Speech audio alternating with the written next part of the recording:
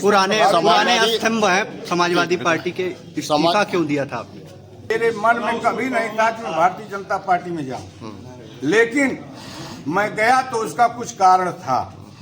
और जो लोग यह समझ रहे थे, एक बयान चल रहा था कि जो व्यक्ति किसी भी व्यक्ति की पैरवी करेगा, जो पार्टी छोड़कर बीजेपी में चला गया है, उसकी अगर कोई पैरवी करेगा उसको भी पार्टी से निकाल दिया जाएगा। आप यह समाचार सुन रहे थे, लेकिन इस तरह की कोई बात नहीं है। चाहे उसके बावजूद भी हमारा शीर्ष नेतृत्व जो है, माननीय राष्ट्रीय अध्यक्ष श्री अखिलेश यादव जी और हमारे नेता प्रोफेसर राम गोपाल यादव जी ने कहाँ तक सफलता मिली आपको? मेरी गलती को उन्होंने स्वीकार किया, महसूस किया। अब्बास अंसारी तो हमारी पार्टी के अभी तक नहीं है, जहां तक मेरी जानकारी है। वह तो जो है सुहेल देव समाज पार्टी के विधायक हैं।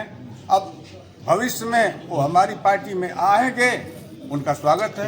अभी एक गीत के माध्यम से जानकारी मिली है, गीत के माध्यम बारे में राष्ट्रीय नेतृत्व जो है निर्णय कर सकता है कि वो आएंगे कि नहीं आएंगे। आएंगे तो हम स्वागत करेंगे। शर्त रखी गई है आपकी वापसी के बाद? कोई शर्त रखी कोई गई? शर्त नहीं है, मैं शर्त की बात नहीं करता। तो क्या गिलवे से कोई हमारी शर्त नहीं है। हम 44 साल लगातार समाजवादी पार्टी में रहे हैं। बीकेडी से लेकर समाजवादी पार्टी तक, जनता दल, लोक दल, तमाम सारी पार्टियां बनी, दलित मजदूर किसान पार्टी। और ऐसा नहीं है कि हम 1980 से टिकट मांग रहे हैं, तो टिकट कभी नहीं मिला।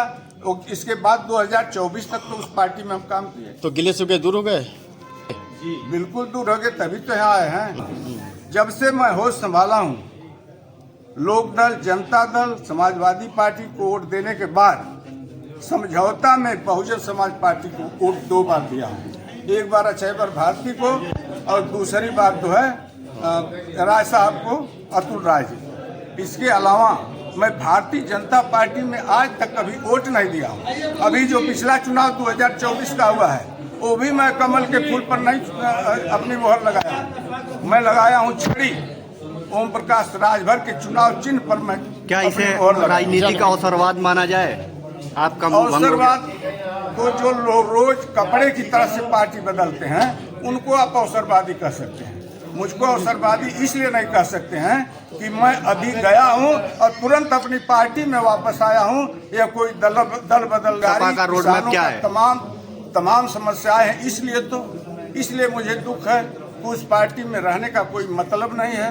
उस पार्टी में कोई सम्मान नहीं है, न पिछड़ों का सम्मान है, न अगड़ों का सम्मान है, न महिलाओं का सम्मान है, न किसानों, छात्रों, नौजवानों का किसी का जो है सम्मान नहीं। तो 2027 की क्या तैयारी है और कितनी भूमिका रहेगी आपकी? 2027 तो निश्चित रूप से 250 प्लस सीट जीत कर समाजवादी पार्टी की सरकार बनेगी और हमारे नेता समाजवादी पार्टी के राष्ट्रीय अध्यक्ष मुख्यमंत्री।